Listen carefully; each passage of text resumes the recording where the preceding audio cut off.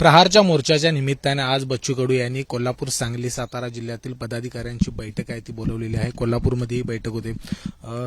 कोल्हापूरमध्येही आपण बैठक घेतात. कशा पद्धतीने तयारी केलेली आहे या संपूर्ण मोर्चाची? सांगली, सातारा आणि कोल्हापूर अशा 3 जिल्ह्याची प्रमुख कार्यकर्त्याची बैठक आम्ही घेतली, दिव्यांग संघटनेतले आणि शेतकरी संघटनेतले.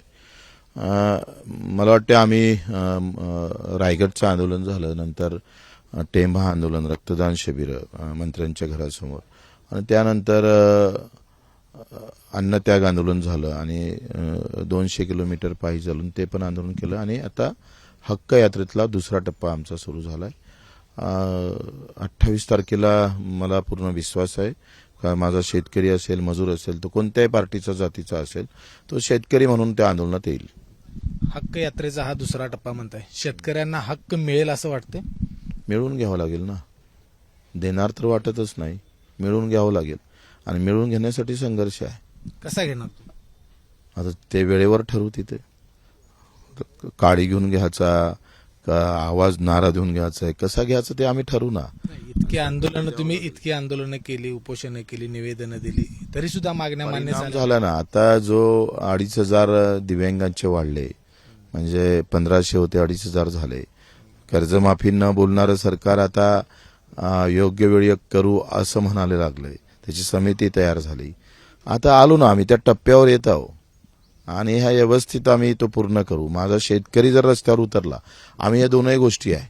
शेतकऱ्याची परीक्षा आहे, तो शेतकरी म्हणून आंदोलनात सहभागी होतं का, आणि शेतकरी म्हणून जर आंदोलनात सहभागी झाला तर बच्चू कडू आंदोलनात सरकारच्या समोर कुठंच कमी पडणार नाही. एकूण जर बघितलं तर एका बाजूला विस्थापितांचे नेते म्हणून तुम्ही आहात, राजू शेट्टी आहात, अनेक नेते आहात जे शेतकऱ्यांसाठी, मजुरांसाठी, दिव्यांगांसाठी काम करत आहात. ही जर शक्ती एकत्र कुठेतरी आली तर जास्त मोठा दबाव. राजूजी शेट्टी, नवलेजी असेल किंवा शेतकरी संघटना वामनरावजी चटप असेल, हे सगळे सोबतच आहो. सगळ्यांना एकत्र घेऊनच आम्ही आंदोलन करतोय. उद्याच्या तुमच्या मोर्चाला राजू शेट्टी असतील का? निमंत्रण दिले असेल, ते कालच येऊन गेले. त्यांनी सांगितलं अमरावतीला, त्यांनी आवाहन पण केलंय. 28 तारखेला मी स्वतः हजर राहील. अजित नवले पण तिकडे किसान सभेचे हजर राहणार. सगळे मिळूनच एकत्र होऊनच आंदोलन करतोय. आता शेतकरी एकत्र झाला पाहिजे. तो पक्षाचा झेंडा घेऊन जर घरी बसला तर मग काय करायचं? एकूणच सरकारच्या कार्यपद्धतीवरून काय वाटतंय, नेमकं सरकार कुठल्या मानसिकतेमध्ये आहे? हुकुमशाही, लोकशाहीचं बॅनर वापरायचं आणि आंदोलन हुकुमशाहीची तलवार काढून ठेवली आहे. भाजपा म्हणजे हुकुमशाहीकडे जाणारा व्यवस्थित त्यांची पाऊलवाट जी आहे ते त्याच पद्धतीची आहे. सगळ्या यंत्रणा ताब्यात घेतलेल्या पाहत आहे. म्हणजे न्यायालय असेल, तुमचे निवडणूक आयोग असेल, ईडीचं असेल, सगळ्या यंत्रणा ताब्यात घेऊन काम करत आहे. म्हणजे शुकर माना का आता मतदान भाजपच्या कार्यालयातून झालं नाही पाहिजे एवढंच. हे मतदान केंद्रावर मतदान होणार नाही.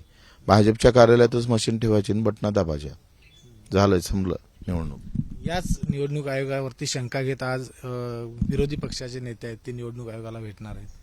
तर यांनीच आणलं ना, ईव्हीएम मशीन आणलं कोण? काँग्रेसनंच आणलं. हे पाप आणलं नसतं तर हे एवढं वाढलं नसतं ना. बीज तर त्यांनीच पेरलं ना. हे ईव्हीएम मशीनचं बीज आणलं कोण आहे? हे लावलं कोण रोपटं? आता त्या रोपट्याचं वटवृक्ष केला भाजपनं.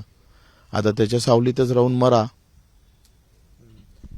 जर बघितलं तर गेल्या काही वर्षांपूर्वी एकनाथ शिंदेच्या माध्यमातून आपण देखील सत्तेत आला होता, म्हणजे भाजपसोबत आपण देखील होता. मग आता ही टीका का? तुमचं असं म्हणणं आहे मरेपर्यंत गुलामीसारखं चादर घेऊन झोपा, टीका करू नका. त्यावेळी तिचा बरोबर होते. बरोबर व्हायचं काय कारण? तुम्ही एक सांगा का ते राजकीय विषय आहे. आम्ही ठरवलं होतं का 20 वर्ष लढतोय सारखं. कार्यकर्त्यांनी सांगितलं की आपण सत्तेमध्ये गेलो पाहिजे, तिथले काय विषय ते आपण समजून घेतले पाहिजे, आणि ते गेलं तर वाईट काय? म्हणजे तुम्ही असं म्हणणं आहे मग आंदोलन करण्यानं आयुष्यभर आंदोलन करत राहिलं पाहिजे. तो असा फाडका फुडका मार रक्तबांबळ झालेला असाच असला पाहिजे. त्यानं थोडंसं पावडर जरी लावून, तू पावडर नको लावू, तू आंदोलक आहे, तू असं करू नको. तुम्ही ज्या ठराविक काळासाठी तुम्ही होता, त्यांच्या भावना कशा झालेल्या आहे का? म्हणजे तू जसा आहे ना तसाच राहा बाळा, त्याच्यात काही बदल करू नको. म्हणजे तुम्ही सत्तेत गेलं नाही पाहिजे, तुम्ही खाली बसूनच जेवण केलं पाहिजे, तुम्ही चांगले कपडे नाही घातले पाहिजे, तुम्ही चांगल्या गाडीत फिरले नाही पाहिजे, कारण तुम्ही आंदोलक आहे रे. तुम्ही असेच राहिले पाहिजे झिरपत. असं म्हणायचं आहे. मला अपेक्षित असं आहे की ज्यावेळी तुम्ही गेला होता त्या तुमच्या अपेक्षा पूर्ण झाल्या नाहीत म्हणून तुम्ही आता नाही, तो विषय नाही आहे. लक्षात घ्या का आम्ही जे आंदोलन केलंय आम्ही जेव्हा गेलो तेव्हा उद्धव साहेबांना काँग्रेस आणि राष्ट्रवादीचं एकत्रीकरण झालंय. कुठलाही मला असं वाटत नव्हतं का शिवसेना काँग्रेसच्या विरोधात बोलत होती, त्याच शिवसेनेचा आधार घेऊन उद्धवजी मुख्यमंत्री होईल. हे राजकारणात हे घडतं, त्यात काही वाईट नाही आहे, ते राजकारण आहे.